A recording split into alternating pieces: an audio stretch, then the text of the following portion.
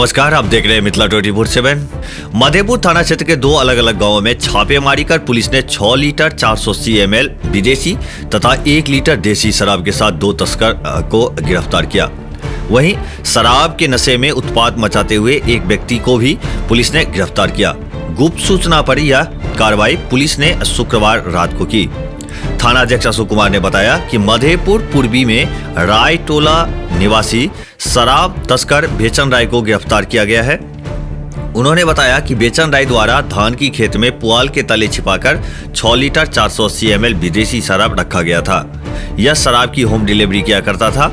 जब शराब हरियाणा राज्य निर्मित 180 ml के ऑफिसर चॉइस ब्लू की 36 बोतलें हैं। इस बाबत ASI शंभू कुमार द्वारा शराब तस्कर बेचन राय के विरुद्ध थाना में FIR दर्ज कराई गई है।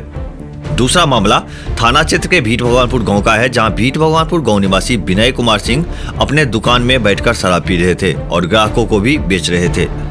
पुलिस द्वारा मौके से विनय कुमार सिंह को गिरफ्तार कर लिया गया है।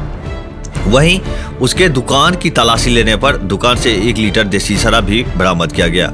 मामले में भीट भगवानपुर गांव निवासी नवीन कुमार ने विनय कुमार सिंह के विरुद्ध थाना में FIR दर्ज कराई है।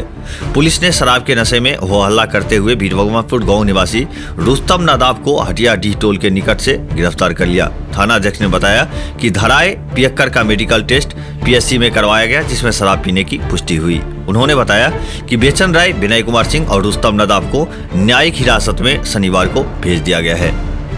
क्षेत्र भर के और भी ताजा अपडेट के लिए देखते रहिए मिथिला 24/7। अगर अभी तक चैनल को सब्सक्राइब नहीं किया है तो चैनल को सब्सक्राइब अवश्य कर लें। धन्यवाद।